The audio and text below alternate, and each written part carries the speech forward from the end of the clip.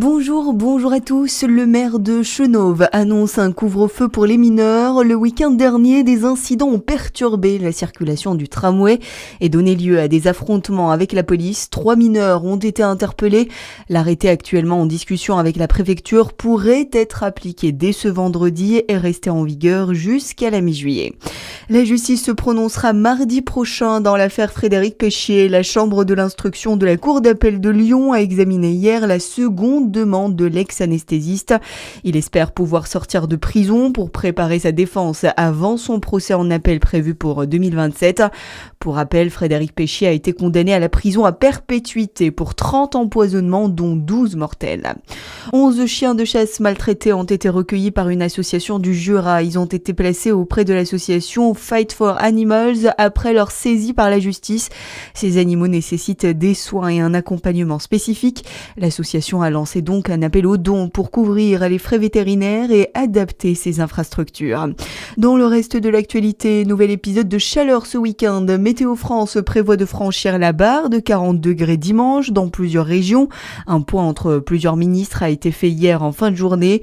Les épreuves du bac qui se tiennent en ce moment pourraient être impactées, notamment pour les oraux de la semaine prochaine, affirme Édouard Geffray, ministre de l'Éducation nationale au micro de BFM TV. Nous entrons la semaine prochaine dans une phase d'oraux, les oraux individuels de français et les grands oraux.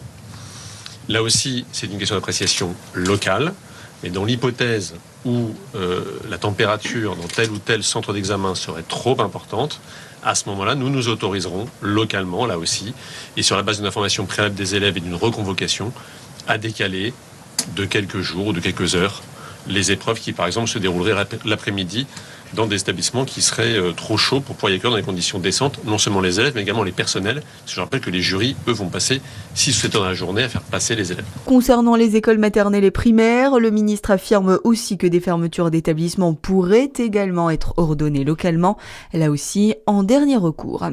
Face à ces épisodes de chaleur, la Saône-et-Loire muscle son dispositif contre les incendies. Les pompiers du département annoncent l'arrivée de 6 nouveaux camions-citernes et le recours renforcé aux drones pour surveiller les départs de feu. Le département est couvert à 25% par des forêts. Et puis le foot et la Coupe du Monde, et c'est bien parti pour l'équipe de France. Une victoire 3-1 sur le Sénégal pour entamer le mondial. Prochain rendez-vous France-Irak lundi soir à Philadelphie. L'Irak est battu 4-1 dans l'autre match par la Norvège. Et puis dans la dernière affiche de la nuit, l'Argentine surclasse l'Algérie 3-0 avec un triplé de Lionel Messi. Voilà pour l'actualité. À suivre votre météo sur Fréquence Plus.